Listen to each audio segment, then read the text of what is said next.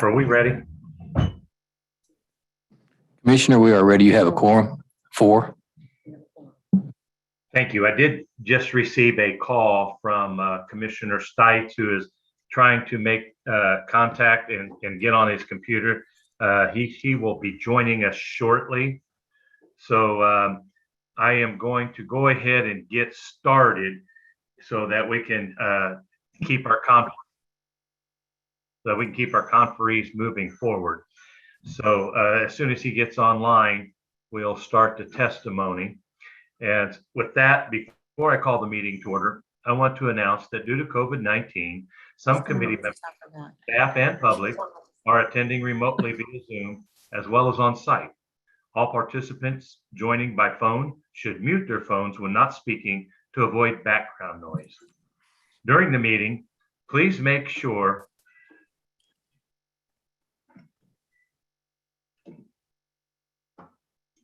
pardon me, let me get this back down here. During the meeting, please make sure that you announce yourself by name and title every time you speak so that the public who is observing knows who is speaking. This is critical given the number of remote participants and is current guidance from the Kansas Attorney General. The public is allowed to participate by Zoom or submit comments by email prior to the meeting, and those comments will be included in the record of this meeting. The public also will have an opportunity to provide brief comments from the lobby of the municipal office building. At this time, I will now call the special meeting of the Economic Development and Finance Standing Committee to order. I'll ask that the clerk announce the meeting and call the roll. Thank you, Commissioner Burroughs, and good evening. You are hereby notified that I have called a special meeting of the Economic Development and Finance Standing Committee of the Unified Government of Wyandotte County and Kansas City, Kansas, to be conducted virtually on Tuesday, January 25th, 2022 at 5 p.m. regarding the Homefield Development Project. Roll call. Haley. Davis. Here. Townsend. Here. Stites. Here. McKiernan. Here. Burroughs. Here. Thank you, clerk. I will ask at this time if there are any changes to the revisions to the agenda. I don't believe there are because this is a special session, special meeting. So I would ask if there are any revisions, but I don't see that there are. Commissioner, you're correct. There were none. Thank you. Committee, we have on our agenda this evening one item, and it is an important item, Homefield Development Project. This evening, this item is a resolution for an amendment to the assignment and assumption and the development agreement for the Homefield Development Project. Staff will give us an overview, and at this time, I'll recognize Catherine Carter.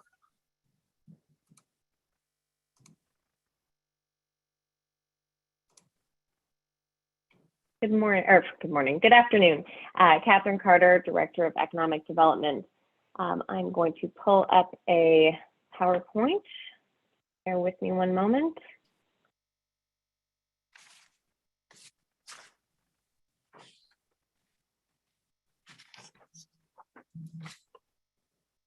All right, can everyone see that? Excellent. Too far ahead, there we go. So this evening we are, as Chair Burroughs mentioned, looking at a single item. This is an amendment to the assignment and assumption for agreement as well as the development agreement for the Homefield Development Project. This committee previously reviewed and approved both of these agreements back in November of 2020. There have been a number of changes in that time that we will detail quite thoroughly this evening and make sure that everyone is comfortable with where the direction we're going. But suffice it to say, we feel like this is a better deal, and it provides the residents of Wyandotte County with more amenities as well as a larger attraction. So with that, I will give a brief overview of the history, how we got here, kind of high level what the project is and the deal. Then I will turn it over to the Homefield team. Rob Heineman, I believe, will be leading that team, and they'll go through kind of their vision for this project. And then we'll turn it over to Todd LaSala, our outside counsel for the Unified Government from Spencer Leonard Street, and he will kind of go into more of the detail of the deal points. At that point, open it up for questions. I assume there'll be a number, but with that, I will get started. So as you all know, the background and history of this project, this was originally the Schlitterbahn area. There was a Star Bond district that was put in place in 2005 with 6 different areas. That's 1, 2, 3, 4, 5, and the 2 is actually 2A and 2B, which we may mention later. So that's kind of worth noting. This is we've not changed any of these areas, the actual boundaries or anything, and we're still working with those. That's why this is an amended agreement to this original district. Back in 2015, there were 2 different series of Star Bonds that were issued for the Schlitterbahn project, Series A and Series B. This is another thing that will kind of keep coming up. The Series B in particular is very noteworthy to the Unified Government because these bonds are backed with an annual appropriation pledge by the Unified Government, which means that if they are not being paid off by the sales tax revenues, then that is incumbent upon the Unified Government to pay that difference, which is likely significant, would be a significant annual difference. Additionally, again, as I believe we all know, Schlitterbahn has closed.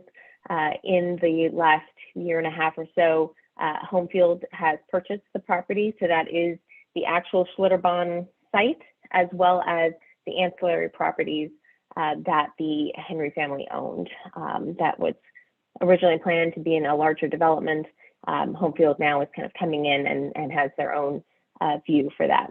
And then, of course, as I mentioned previously, back in November of 2020, the Unified Government entered into this development agreement with Homefield to demolish Schlitterbahn, which they have done, and replace it with a new project. The kind of 3 main objectives for the Unified Government, this started really at the very beginning of kind of our negotiations back in, 2019 probably, are threefold. So first being we had a blighted, water park feature that was sitting out there. Obviously a lot of problems. We had bonds that are outstanding because the water park closed. So first and foremost, our goal is to, remove that, solve those problems, which includes those bonds. That kind of takes us to that second point, which are those 2015 Star Bonds. So those are out there. And because the water park closed, that really was detrimental to the future of those bonds and how kind of that payoff schedule was to look. Again, kind of keep reiterating, those 2015B are particularly noteworthy in that there is a pledge for the Unified Government to back those with an annual appropriation. And finally, the third is to, if we're getting rid of Schlitterbahn and now we have, 200 plus acres in this prime location, we'd really love to bring a new attraction to the community that would stimulate visitation. Of course, this is a Star Bond area, Star Bond project. So the whole goal there really is a regional attraction to bring people from outside of the area and stimulate the economic activity. So with this, kind of some of the updates from the November 2020 version this has increased the overall Star Bond request from 130 million. Now, back the previous one that was going to be in 2 different tranches. The first was going to be about a $70 million private issuance. Now that has kind of coalesced into one. So we're looking at a total of 150 million, with the first issuance being 130 million. That would be a public issuance. This really, and we'll get into the details of this, but the benefit here is upfront, we are getting a lot more built faster. When we are doing kind of the smaller tranches up front, 70 and then another and potential future tranches once other conditions were met, that was kind of drawing out the project and what could be built during that time.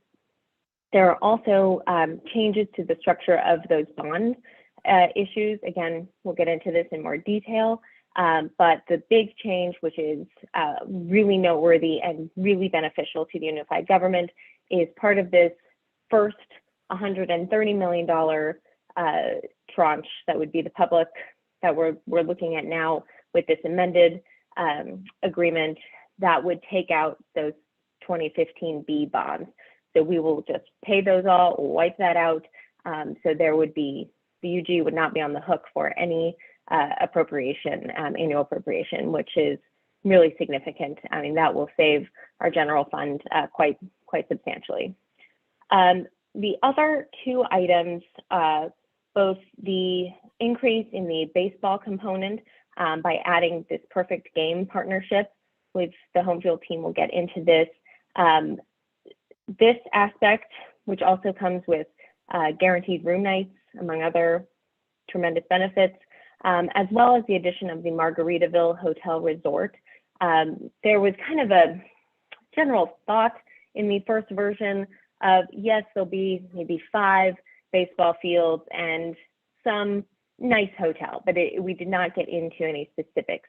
We have now really drilled down into exactly what this perfect game. We have an operator. Homefield has an agreement with them, contracts already in place, again, with room night guarantees, among other things. That is now all in our development agreement as well. Additionally, the Margaritaville Hotel and Resort, this is an $85 million full service resort. Again, that was maybe kind of a thought, a hope in the last version. Now it is a requirement of the overall project, which is pretty significant, especially considering we do not have a single full service hotel in Wyandotte County at this moment. So these are just a couple of the items that I think are really important. We'll get into, I think, a lot of questions that will be out there in terms of, conditions for issuance and conditions for disbursement. Very, very important. And I will now turn it over to Rob Heineman to discuss the Homefield project. Thank you very much, Catherine, and appreciate everybody's time. I appreciate the committee taking the special action meeting or special meeting action tonight. I appreciate that very much. This has been a development that, we've been working on for a very long time.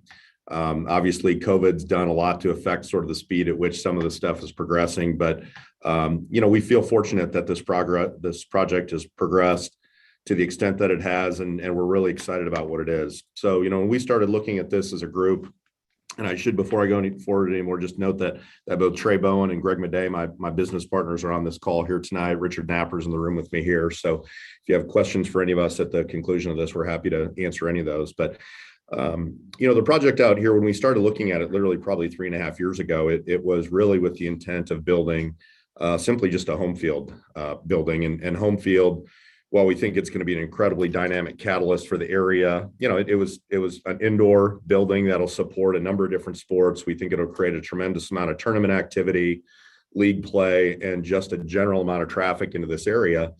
But we really didn't realize what impact it could have as a catalyst to get things moving forward. And we have made a tremendous amount of progress out here.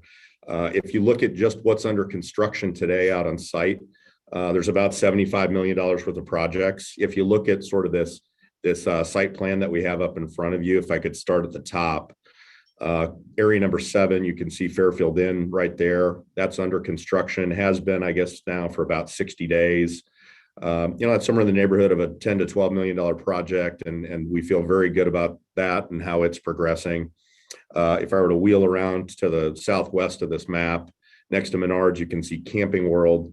Camping World is under construction. Again, that's call it a $15-ish million project. Our expectation is that should open no later than the fall of this year. And again, just to give everybody a sense for Camping World, it's the largest RV retailer in the country. That store right there, I think conservatively, we think will do about $60 million in annual sales. So it's a substantial, kind of co-tenant out there with Menards as kind of the other primary anchor. So we feel very good about what's going on there. If I move just to the east of that site to Millhouse, 270 Class A apartments under construction. They have gone vertical on those. I don't know exactly the time that those will open, but that's a $50 million project in and of itself. So if just those three that I mentioned, that's about $75 million worth of construction. As you look across the totality of this area that we're talking about, our team has done right around $20 million in land acquisition.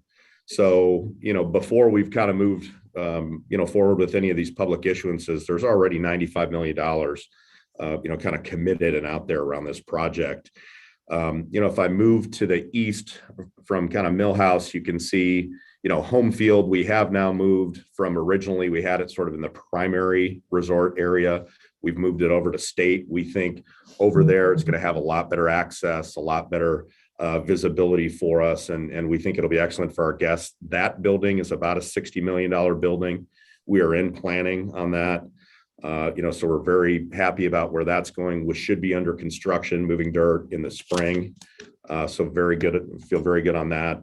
And then to the east of that, Perfect Game. And obviously Perfect Game is something that we were able to acquire and attract here since the first time we went through this process with you back in November of 20. And we're really excited about Perfect Game. They're really kind of the premier baseball operator in the United States. They take a really kind of analytical approach to how baseball is done. And, we're thrilled that we've got them here in the area. Catherine referenced hotel nights with them. Our agreement is a minimum of 75,000 room nights a year that will be created by Perfect Game.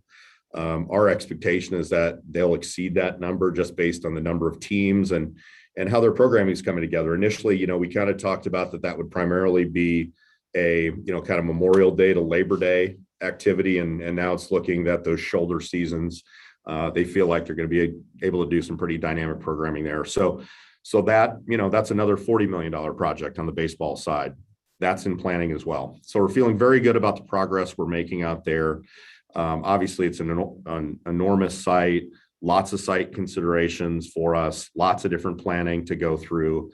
And, we feel like we're making good progress, and we feel like staff has been constructive. And, that's one thing that I should say. We've had a great relationship with staff all the way through this. Catherine's been excellent. Todd's been excellent. Kathleen's been excellent. And we feel very good about how things are progressing. And we're very optimistic on how things are going to go in the future. And I think our state partners have done a great job as well. So we're feeling really nice about how everything's coming together.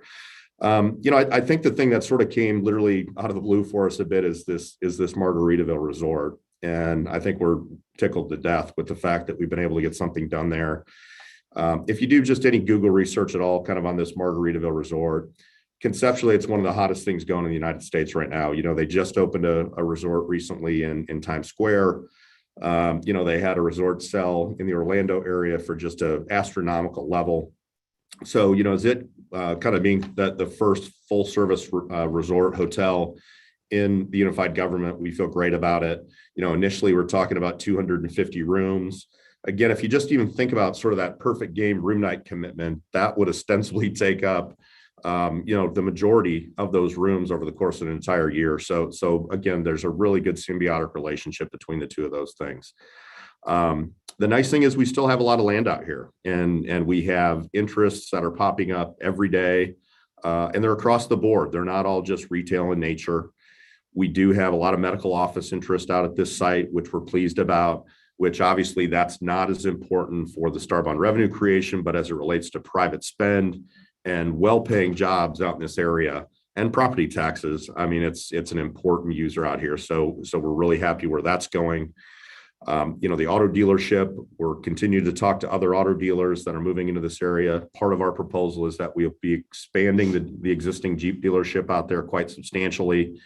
Jeep has taken a position against kind of Land Rover in the marketplace where they'd like to sell, higher end, higher priced Jeeps. And this is going to be one of their kind of flagship locations in this metro area. So, all in all, I would say the development team feels really good about where things sit. I think we feel very solid about the things that we have under construction, the prospects that we have in the pipeline, the team that we have on the operating side at both Homefield and Perfect Game, Margaritaville, to go execute on this. And, we're just anxious. I can tell you that's where we're at this point as we think we've got all of our ducks in a row and it's time to move forward and start getting projects open, in earnest.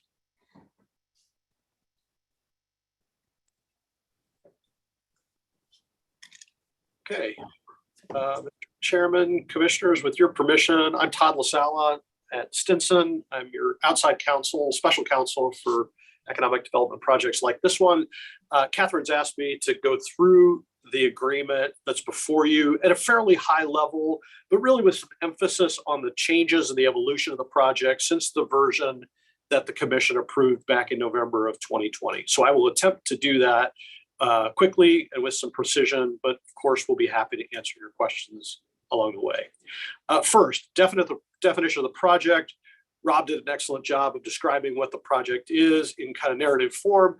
This adds a little more detail and maybe some numbers to those various components. The Homefield building's a $60 million asset. That's the estimate. About 150,000 square feet of indoor multi-sport facility. One of the changes, as Rob mentioned, is that part of the project has moved from its prior location, which is where Schlitterbahn used to be, to that new location on State Avenue. The Homefield outdoor component that Rob talked about is a $15 million asset. The change here is that Rob and his team really plan to design that and integrate large portions of the Homefield outdoor concept with the Margaritaville Hotel and Resort. The outdoor entertainment offerings there seem to match very well. And so Rob and his team plan to design that to be collaborative with the hotel. And as Rob mentioned, the Homefield baseball component, the third leg of the Homefield stool, has grown dramatically. It was in the prior version of this was a $15 million component, a maximum of 5 fields. It has now grown to a 10-field tournament baseball facility and a $40 million asset featuring this new partnership and collaboration that Rob's got with Perfect Game.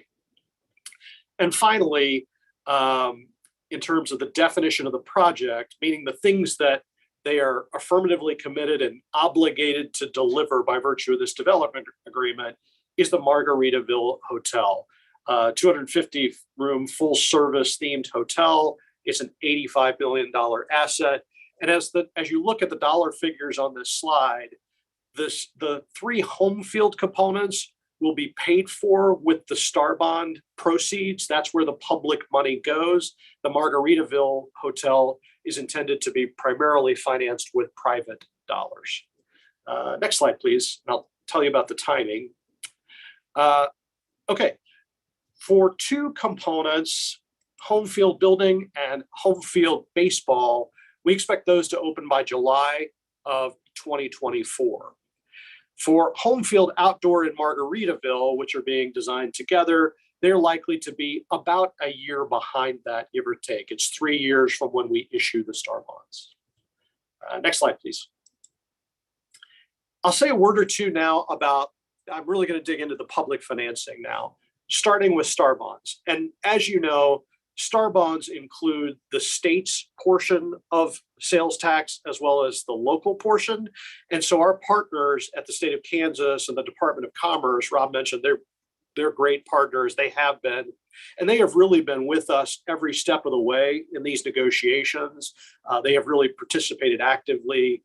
And so their fingerprints are very much on this structure. They reserve the right to make ultimate approvals at the end. They have really a veto right on whether or not you issue these bonds ultimately. And so there are things they will look at even as we go forward. But they have been involved throughout the structure of these Star Bonds. First, Catherine mentioned the ultimate number, the highest potential number of Star Bonds. that has grown from $130 million in the original deal up to potentially $150 million, primarily again to pay for Homefield components and infrastructure. The phasing, if you will, of the two star bond issuances that are contemplated has also changed a little bit. $130 million are expected to be issued in the first issuance, and then the rest of the star bonds, that additional 20 million, could be in a second issuance. The original deal contemplated $75 million in the first issuance and another 55 million to get to 130. And so that the phasing has changed a bit. Another somewhat significant change is that in the original deal, the first $75 million of star bonds were contemplated to be a private placement where the developer would buy their own bonds. We now expect to issue and sell these bonds publicly in a public sale. Next slide, please. So Catherine mentioned this, but it's very important. So I'm going to hit it again. In 2015, we issued bonds publicly in connection with the Schlitterbahn project. There's a Series A of bonds and a Series B. The 2015 B bonds were the ones that were backed by the unified government. There's a general appropriation pledge behind that $12 million series of bonds. And as she mentioned, one of our objectives throughout this negotiation has been to make sure that those bonds would ultimately pay off. In the changes that are happening, the evolution of this deal, a very important change to us is that the developer, Rob and his team, have agreed that the first dollars issued from star bonds will be used to retire and fully pay off those 2015 B bonds. They will be wiped off the books along with the UG's general appropriation pledge. So the risk of us having to come out of pocket to back those bonds will disappear with the first issuance of star bonds, and that's a big deal to us. Secondly, the UG watches very closely its public-private ratios in projects like this, and it wants to make sure that the developer team, there is more private money coming into the deal than public money. So for this first contemplated star bond issuance of $130 million, we have hardwired in the document an agreement that the ratio will be no worse than 40% public, 60% private. So if we issue $130 million worth of bonds, public money, Rob and his team and the investments that he's talking about through Camping World, Margaritaville, apartments, medical office building, there has to be at least $195 million of matching private dollars that are coming into the deal to maintain that 40-60% ratio. When you get to the second issuance, that 20 million that would take the star bonds from 130 to $150 million, that ratio grows. It's 30% public, 70% private. So for that $20 million, Rob would have to demonstrate close to $47 million of private capital coming into the deal to hit that ratio. So those are some of the things going on with the star bonds. Let's move to the next slide, please. The document has pages and pages and pages of conditions about what it takes to get to a point where you issue the bonds in the first place, and then what it takes to actually disperse the proceeds of those bonds. So this document really lays out a roadmap for bond financing, but in order to actually go issue the bonds, we have to have much more detail about the conceptual plans, a very detailed construction budget, feasibility analysis, and really cash flow analysis to make sure that the developer always has continuous access to capital in order to build this thing. We want to be very sure that these Homefield components at Margaritaville get built.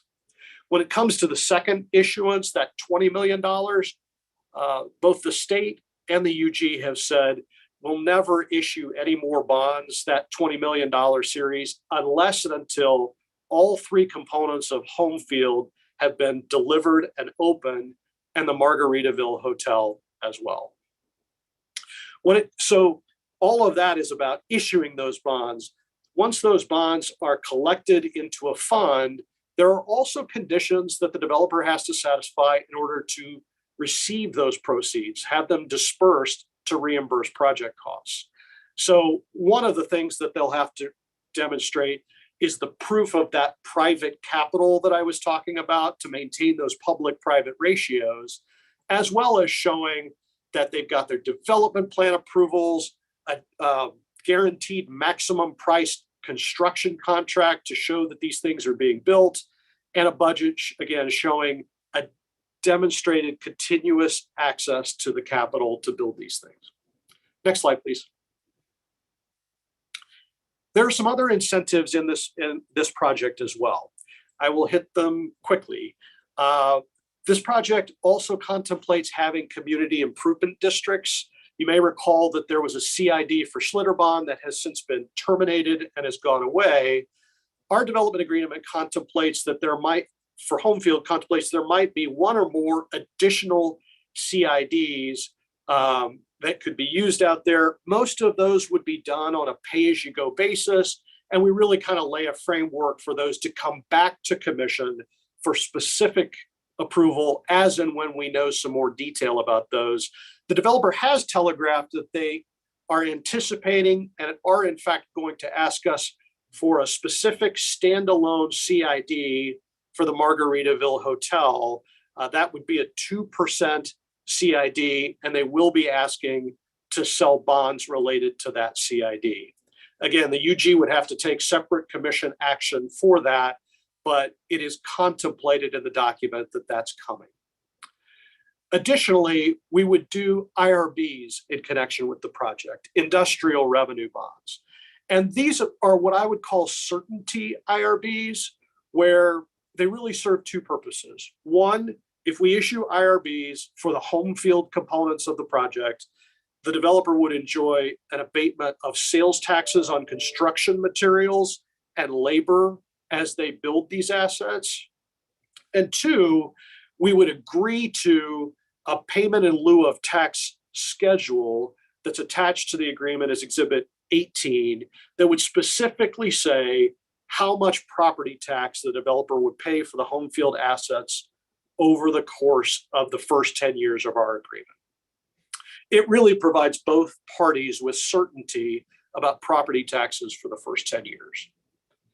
And finally, I'll mention the UG land. There's approximately 70 acres of property out there that the UG owns. Our 2020 version of this agreement contemplated the developer paying $3 million for that 70 acres. However, it's important to remember that was never $3 million that the UG was going to receive. That money was pledged to pay the 2015 B bonds that we had backed.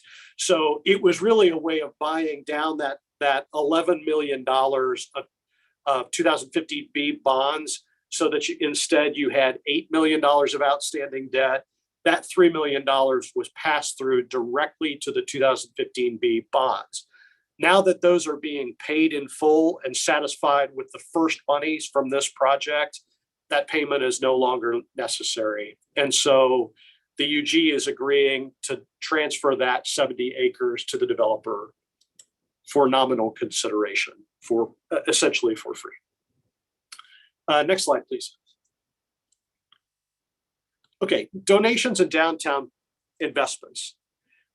Some of you will remember that the Schlitterbahn development agreement included a provision that required annual donations to foundations and nonprofits. And it was used by commissioners, sort of carved up and went to various different programs along with the casino money. And that's what happened over the years. You may also recall that when we got late into the life of Schlitterbahn, they quit making those payments. And we became concerned that money was always going to be uncollectible. So two things happened in the 2020 agreement. One, the developer and their team agreed that when they acquired the land from Schlitterbahn, they were going to make Schlitterbahn pay us what was outstanding. I think it was $375,000. So Schlitterbahn made its final donation payments because the developer forced them to at the land closing. And two, going forward, the developer said that it would make investments in downtown and historically urban areas of KCK instead of making these donations. That commitment in 2020 was $3.7 million, which the developer was required to invest in downtown and other areas nearby in the first 3 years after the agreement. In this new agreement before you, that money has been scaled up a little bit, proportionate to the increase in the potential star bonds. So it's $4.35 million within 3 years. Those are projects that would be selected by the developer and approved by the county administrator. Next slide, please. I believe this is my final one. For those who have been around for years, you're very familiar with these. For those that are newer, the UG always has LBE, MBE, and WBE participation goals in its project. What you see on this slide are the participation goals for both construction and professional services. The developer has agreed to use best efforts to hit these goals. If there is a failure to comply, we are always looking for some teeth in these agreements, some remedies. If the developer fails and it's determined that they did not use best efforts to hit goals, and that remedy in this one is a 4% reduction in the available star bond proceeds. Given the size of the incentive, the star bonds in this thing, that's a very significant number. So, Mr. Chairman, I'll stop there. I know that's a lot of information very quickly. We're obviously happy to go into greater detail about anything that's of interest to you and the members of the committee, but I hope this is helpful. Thank you, Mr. Lasala, and thank you, Catherine and Rob Heineman, for your overview. And I will state publicly that this project is a lot more transparent tonight than it was even 6 weeks ago.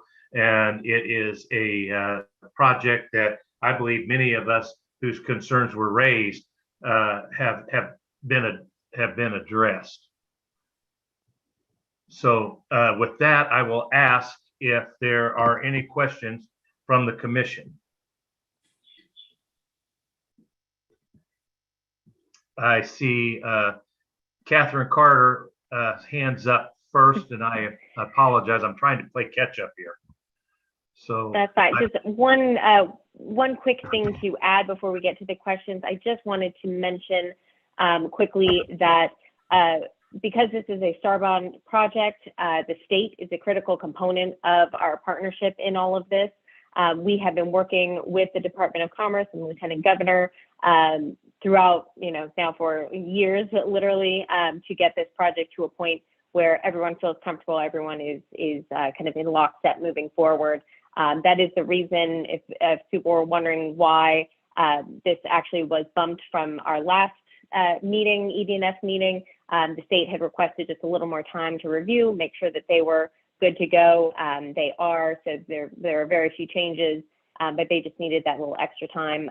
So just wanted to let everyone know that thanks to the Secretary of State and Commissioner Burroughs in his state role has also been very helpful in making sure that we're all locked up and moving together to make sure this project moves forward. So thank you.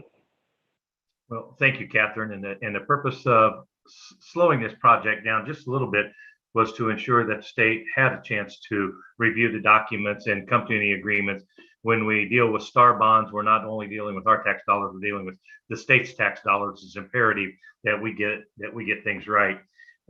With that, I would recognize Commissioner Townsend, I believe. Thank you, Mr. Chair. Good evening, one and all. Commissioner Townsend, District 1. Hello again to Mr. Heineman, Mr. Mady, Mr. Bowen. I've got some questions just kind of all over the place. So, and Councilor Sala, I don't know if you would address these or not, so I'm just going to let them fly. And then whoever can best address it, that'll be fine, in no particular order. It's trying to keep up with the money part of it first, as Ms. Carter was going through it. So I guess in sum, with the issuance of this 130 million, our obligation under the Series B bonds will be paid off immediately. Will there be any subsequent Series B bonds or other obligation of that type later, or that extinguishes this type of bond? I think it extinguishes this type of bond. There is not an expectation that we would issue additional bonds that would be backed by the UG. Okay.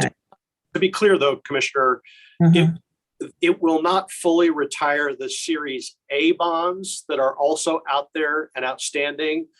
However, the new development activity here goes a long way to getting those bonds back on track as well. So the UG does not have a general appropriation pledge behind the 2015 A bonds. They will remain out there and outstanding, but they're in much better shape if we do this project than if we don't. Okay. And what is the circumstance, excuse me, under which that second tranche of money might be issued? The 50 million, I believe it was. The first would be the 130. And then it sounded, or I understood, maybe not, there's a need for an additional 50. It's an additional 20 to get to a total 150. All right. Okay. And we'll only ever get there if and to the extent, number one, the developer fully delivers the three components of Homefield and the Margaritaville Hotel. That's a threshold requirement. And there's enough other private activity out there and enough sales tax revenues to support another $20 million in bonds. Okay, so let's segue to the Margaritaville component and the expected, or is it expected or a required minimum nights associated with that aspect of the project? It's required in our agreement with Perfect Game is the 75,000 room nights, excuse me. And then, our expectation is just based on the number of teams. So if you think of these events, they bring in 250 to 300 teams per event, and there's probably, 16 players per team and a couple parents or grandparents per kid. So you can see quickly that if you're doing that for, call it, 35 weeks a year, we should blow through that number. And to be, real transparent and candid with you, I mean, when they have those tournaments, the flagship and the tournament headquarters will be here in Kansas City, Kansas, but we'll be forced to use other baseball fields throughout the metro to help support this. Mm-hmm. But the way that our agreement is written is the championship games will occur kind of here on premise, and the control of all the room nights will actually come through Homefield. And the waterfall in which they work is, first they will be on site inside of this Star Bond district. Secondly, they would remain sort of in Village West. Third, they go to KCK at large. And then sort of lastly, if we, exhaust all those, they stay in the state of Kansas. So that's the way the room nights wind up being booked vis-a-vis this project. Okay. Is there if you don't do this, then this happen kind of aspect to it? If that 75,000, 7,500, 75,000 nights. I wrote 75,000. That just 75,000 is the number. Yeah, it's a big number, but yeah, that's actually the number. Okay. So if that number is not attained, then what? We do have some remedies inside of our agreement if it's not, but again, with us controlling sort of the supply, meaning we're actually booking the rooms. Mm-hmm. We don't anticipate that being, an issue unless there's, obviously there's different force majeure stuff, right? There's COVID, there's different things like that I suppose could wipe us out for some period of time. But now our expectation is based on the typical schedule that, what we feel fine about, executing on that number. Okay, well, that's great. I hope that's truly achieved, not wishing any force majeure circumstances. Right. It's just incredible, 75,000. Okay, with regard to the Schlitterbahn location, what's on there now? Because I understand the ball fields have been relocated. So what would be at the old Schlitterbahn site now? Yeah, primarily it's going to be the Margaritaville Resort is really in that area.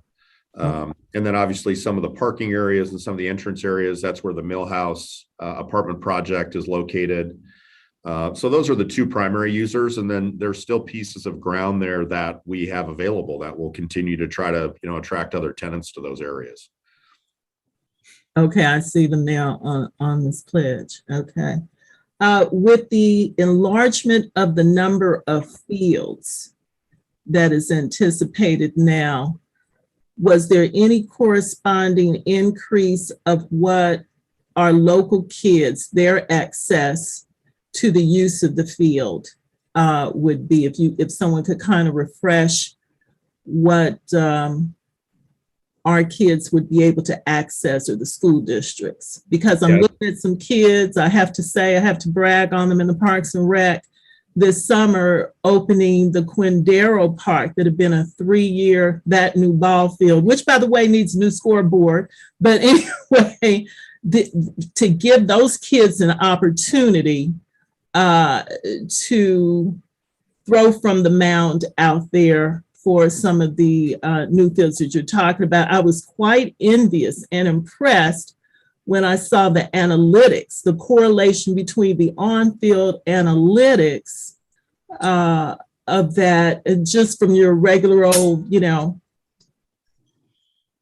Yeah, from just a normal ball game, yeah. If any, will our kids have to the use of those fields? Yeah, so let me answer that in a number of different ways. So around all components, all the home field components and Perfect Game, we will have various kind of privileges that the local, not only kids, but just, the local citizens will have, whether that's, discounted rates, free access, special events, advance access, all different things of that nature.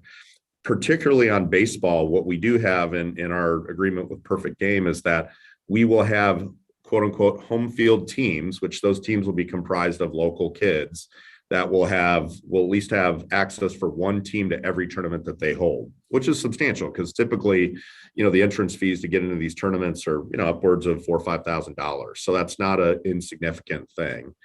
And then in addition to Perfect Game, we at Homefield will be running our own baseball program as well. And we very much will be looking to attract kids from the metropolitan area to that club, just because of their proximity to the fields and such. So, and at some point, I'm sure that we're going to have to figure out some transportation plans that may work in conjunction with that to make that, to really breathe some life into it. But no, I think you have our commitment. And even when we've talked with Perfect Game, I mean, they're already talking with the community college around, allowing them to use some of the fields for some of their, bigger events. So yeah, I think there'll be a very good collaboration between kind of all the tenants out there and the local population. Well, thank you. That will be something I will be really following and looking to assist in any way that I can to get these young kids to use those fields or enjoy those fields. And maybe with those analytics, when I throw the next pitch out, I will really look like a pitcher and not a bowler. Well, I look forward to that. Yeah. So I'm going to let that go. Those were the only things that I could scribble down, at that level. So I appreciate it. Thank you very much. Thank you. Appreciate it. Next, before I introduce our next commissioner with a question, I would like to welcome Senator David Haley, member of the BPU, to our meeting this evening. Welcome, David. At this time, I would call on Commissioner Davis. Thank you, Chairman Burroughs. I just have a couple of questions as well, and I appreciate Commissioner Townsend's exchange because it did kind of get at some of the things. Could we first, and I know we've been kind of email exchange, but the pilot payments were not in the slides. So I think it's important for our community to know what the pilot payments will be, and just so that we have a clear understanding of what's going in our tax base. And then I have a few others. Okay. Thank you, Commissioner. Nice to meet you.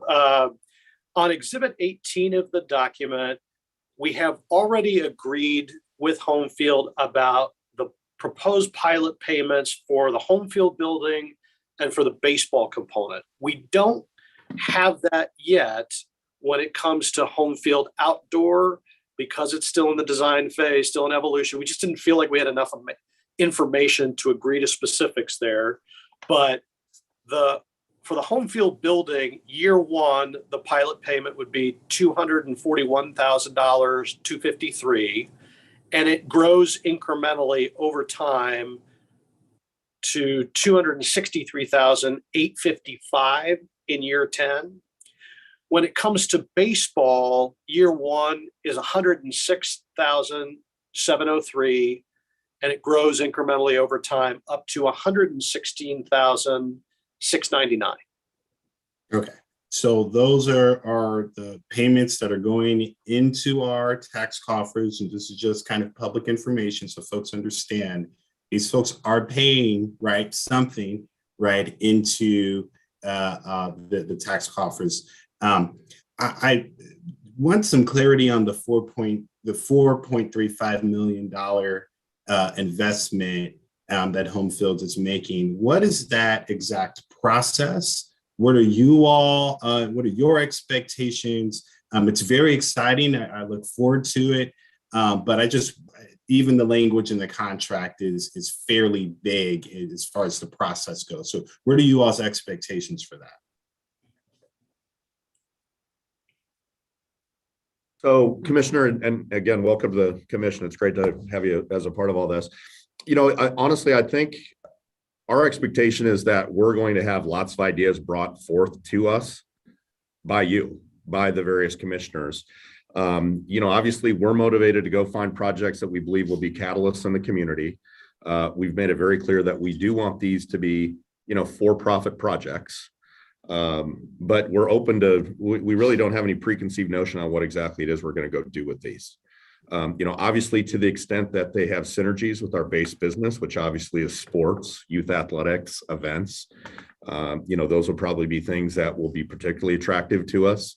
I think we have looked at some things, you know, kind of housing-based projects in downtown that are attractive to us. So I really think now that we feel like we're to the point where we're going to have this development agreement finalized, I think it's, you know, the onus is on all of us to build a pipeline on projects that we think will be helpful to the community. But we're highly motivated to do it.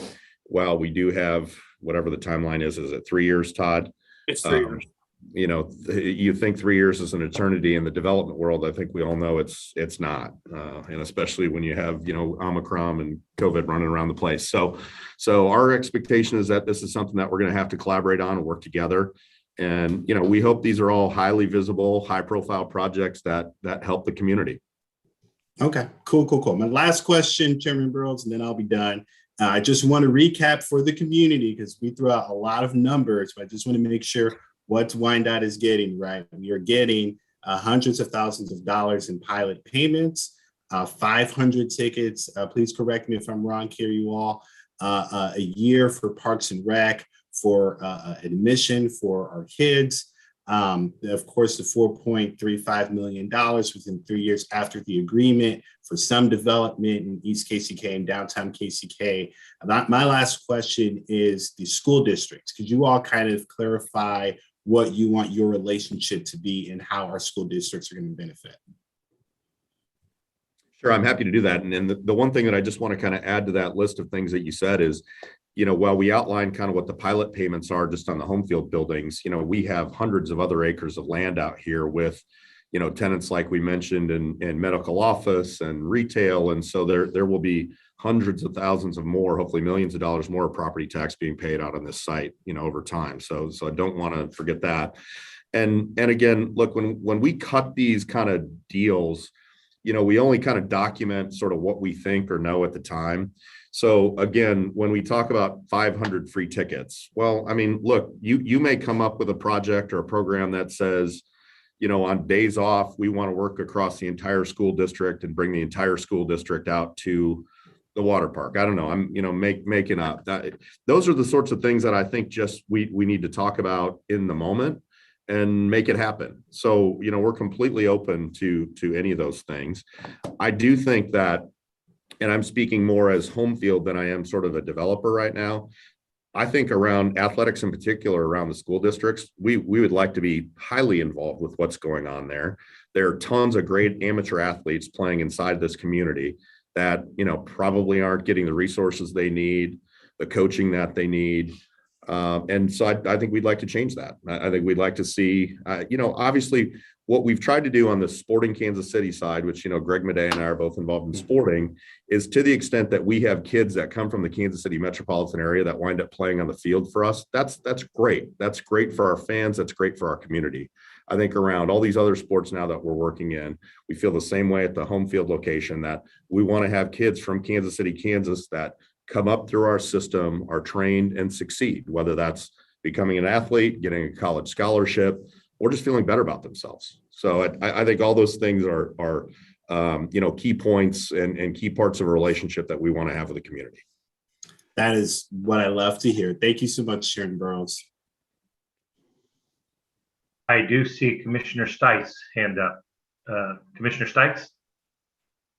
Yeah, Commissioner Stites, District 7.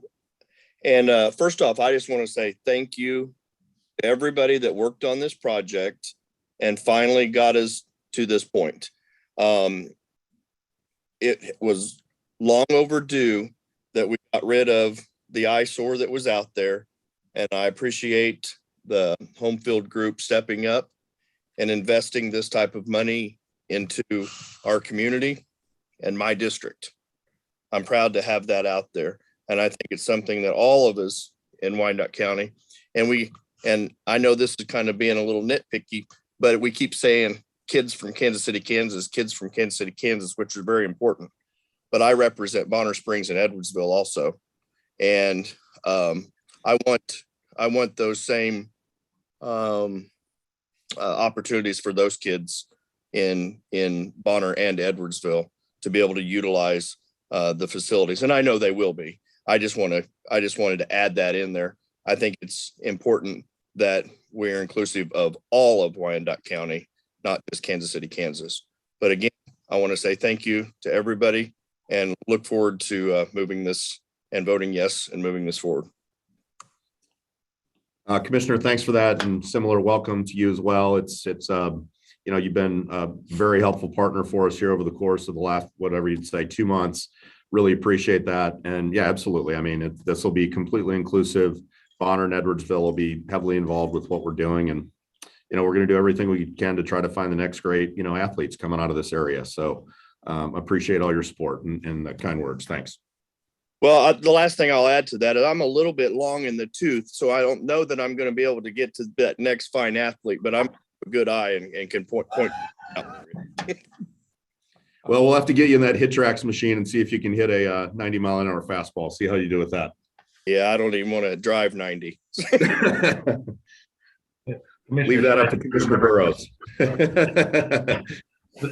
Thank you, Commissioner Stites. They do have a medical facility on site. Thank you. Any other comments from the commission? Any questions? I see no other hands. I will state that I truly believe having an opportunity to allow the state to review this contract in light of a new administration, it was a respectful and prudent thing to do.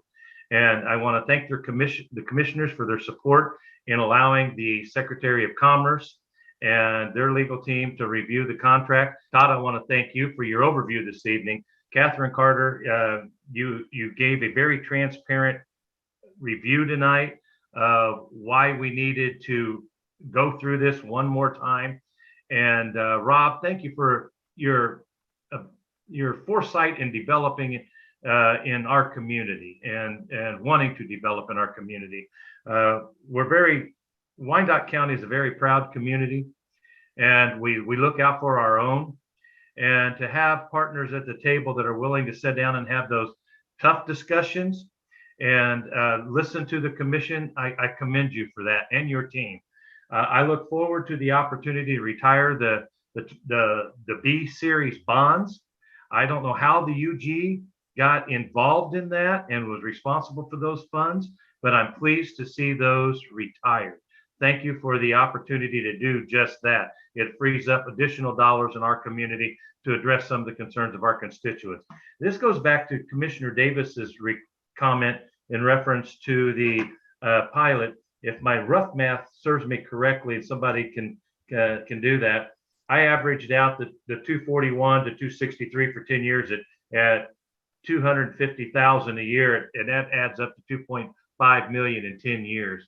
And then I looked at the 106 to 116 on the pilot for the baseball portion at 1.1 million, because that's I looked at 110 million over an average of 10 years. So we're looking at $3.6 million that is coming in revenue to the local government. And Commissioner Davis, that's in response to your question. And I'm just doing my rough math. So if that's not correct, Catherine, please correct me. You're in the ballpark. Well, that's great. I hope to be in the ballpark when this becomes to fruition. So I appreciate that. At this particular time, that's the only comments I have. I know that I personally have toured the site a number of times with Commissioner Stites and had a chance to view the vertical construction that's going on. Commission, we have more work to do as this project advances and moves forward. I want to thank the Department of Commerce for their expedited approach to reviewing the contract once again. This was a very transparent presentation this evening. And I think it's important to the community that we as commissioners have a chance, as well as the developers. We are proud of this development and ready to move it forward. So with that, I will ask the clerk if there's any public comment. Thank you, Commissioner. There were no comments received. Thank you. With that, Commission, I would ask, this is an action item. I do need a motion. Commissioner Burroughs, we do have someone in attendance to have their hand up, a public person, Eleanor Jefferson, who would like to speak before you vote. Okay. Thank you. I do appreciate that. We do want to allow our attendees the opportunity to speak. Ms. Jefferson, please. Yes, thank you. Thank you very much, Chair Burroughs, for allowing me to speak. The question I have, and it may be premature, so I'm willing to state that, is on the donations that were mentioned in the presentation, the donations for the downtown area and also nearby urban cores. Is that something that that will be decided upon, how those funds are expended by our local commission? Or is that something that will be embedded in the development agreement? Thank you. Thank you for that question, Ms. Jefferson. Staff? The development agreement calls for each of those investments to be approved by the county administrator. So it is not and they're not donations, they are investments made by the developer. The document says that they would be reasonably approved by the county administrator. And Ms. Jefferson, thank you for that question. That was a question that I had raised a while back in the original agreement, that the commission should have a chance to weigh in on those expenses in reference to developments. And it stayed in the administrator's hands. And I would ask that we may look at that part of the contract as we move forward. It's a very small amount in reference to investment within the community. I think the commission has the authority as well as the responsibility to advance and spend those dollars at the advice of the administrator. But to put it in the administrator's hands, I think that was a question that was raised, and I would ask council to give us some guidance on that comment. But I'm for one that clearly indicates that the commission should have a chance to review those development agreements so that we can determine if those are valid uses of those dollars. Right. I would say, Commissioner, it is really up to you. I think the staff is agnostic about this point. If you would prefer to have those approvals made at the commission level versus the county administrator level, that's entirely up to you and the committee and the commission. That's ultimately your call. I think the developer originally requested it this way because it streamlines the process and it would maybe move faster. But again, that's entirely up to you and the policymakers. Thank you, Mr. LaSala. Does anyone from the UG staff have a comment they'd like to make in reference to that question or comment? Seeing none, I will recognize Commissioner Davis. So I guess this puts us in, for me, unfamiliar territory. If we vote to approve this, is that language regarding the $4.35 million now codified and unchangeable?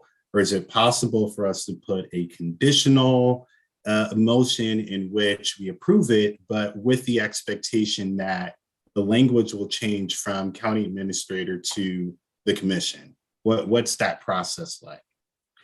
Well, and thank you, Commissioner Davis, because as we all know, we have an interim administrator at this time, and it would be beneficial if we had clarification as how those monies would be expended. So I will ask legal if they're prepared to make a statement this evening. Yeah, thank you, Mr. Chairman. Yes, the committee tonight could make a motion to amend that language, and we could have that language changed, as soon as, the full commission vote.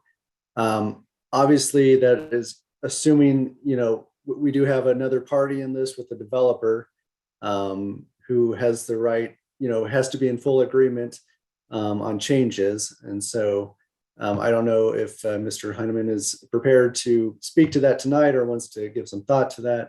But obviously, any changes we would make to the document as it stands today, would have to be approved by them as well. Commissioner, I think our perspective is the practical reality of how this is going to go. We hope is that we will have various commissioners bringing us concepts or ideas that the public maybe has vetted with them. So we'd expect that there's going to be commission sponsors on these projects as we look at them anyway. I think our only perspective is we just never want that money to be a political hot potato. We want to, if there are projects that are viable that we think are good for the community, we want to get them passed. So that's it. That's why we had done it the way we had done it.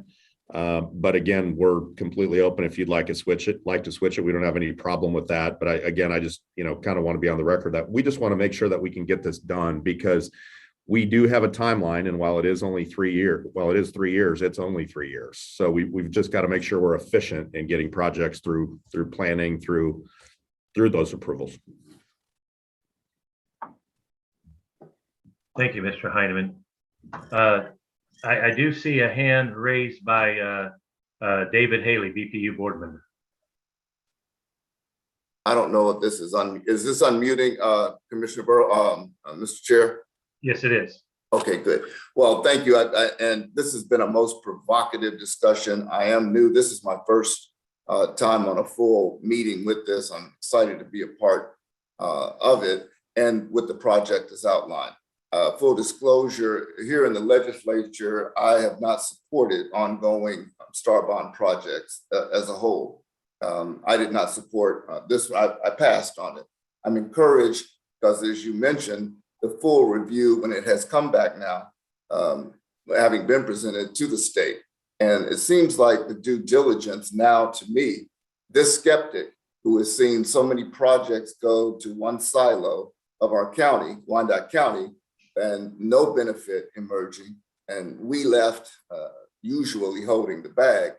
I want to know, and I did want to say that it does seem like there's been better due diligence paid to this project. And so Commissioner Burroughs, Mr. Chair, and members, I want to say again, a bit of hesitancy, knowing as was raised that some of the residual or byproduct benefits conferred not just to one part of our beloved Wyandotte County, but that we would see that high tide lift more boats when we're dropping off. And I'm glad to see that you're paying off the Series B. Fantastic that we're taking care of that. That's wonderful. Your MBE, WBE, fall back from the 4% if those goals are not met. wonderful. I mean, these are other areas having been around when we initially did the Speedway, as I was a part of those original STAR bonds, that these provisions that were not met, the investment into other parts of the communities, whether it's the 4 million or what. David, you're muted. We lost you. David, you're muted. It wasn't me, but I've unmuted again. I mean, all right, that's the hook. I'm only saying that this is tremendously a move from a skeptic who's been around from the original issuance of STAR bonds in our community and haven't seen them materialize. Now, I do hope we do have the property tax. There's a full property tax review on this. That I didn't see if that was covered or not, but I make that assumption it is. Yeah, that's right. We're making these IRB deals with the Homefield components. Everything else is full property. We have not done anything else with the property tax in this. Well, great. That 70 acre, I did see the 70 acres. Is it you've been a little bit modest, Commissioner Burroughs. He was the original author that put the 400 acres for the ancillary development in for the Speedway that has become the legends. That was the Burroughs Amendment, if I remember correctly. Correct me if I'm wrong. So to see that we are now having these provisions where for that ancillary development, we will have property tax. Of course, as mentioned, I'm looking to what input our utility, the BPU, will play. There has been some concern in years past that there were stranded costs for Village West developments that were not necessarily recouped by the ratepayers who contributed to that. So I would hope that there would be, and I'm not privy to that agreement as well. But these are the kind of concerns that I have had. They've been pretty well allayed here this evening. I just want to commend each of you that presented for making a skeptic, a recalcitrant to having been around for these sort of provisions feel a little bit better. And thank you. I'm sorry I went well beyond that, but I just wanted to vent just a bit on how this process appears to be going. Now, Thanks for the support, Senator. Thank you, Senator Haley. I do see Commissioner Davis for the second time. So we can get this show on the road, and please correct me, Mr. Walters, if my motion is out of order here. I will make a motion to approve with the condition of changing section 718 and exchanging the language from approval by the county administrator to approval by the majority of the commission. Stites, second. That is acceptable, Commissioner.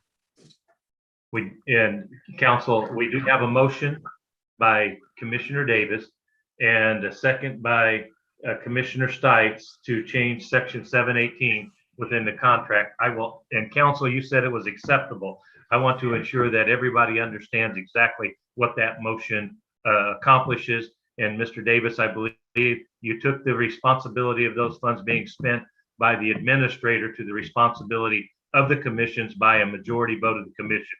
And I'm assuming that's a simple majority. Yes. Thank you for that clarification. Any comments, questions in reference to the motion? I see no hands. Clerk, do you see any? I do not, Commissioner. Thank you.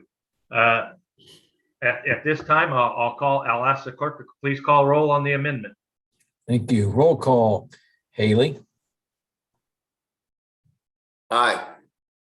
Davis. Aye. Townsend. Aye. Stites. Aye. McKiernan. Aye. Burroughs. Aye. 6-0, that motion carries. Thank you, committee. The next point of order is a motion to approve the ordinance or the resolution that we have before us this evening, the agreement. And I would ask that it be presented as amended. So if there's a motion to move this forward, it needs to be as amended. So I would entertain a motion. Davis, motion to move forward as amended. Stites, second. We do have a motion and a second to approve the amendment of assignment and assumption of development agreement for Homefield Development as amended. I will ask the clerk, please call roll. Thank you. Roll call. Haley, Aye. Davis, Aye. Townsend, Aye. Stites, Aye. McKiernan, Aye. Burroughs. Aye. Vote is 6-0. That motion carries as well. Thank you, committee. That concludes our business for the evening. I want to thank those that joined us this evening. I want to thank the committee for their attentiveness. And I do want to thank those that joined us this evening in the presentation staff, as well as the developers and council for their transparency and their guidance this evening. Thank you. Meeting is adjourned. Thank you for the support. Thank you.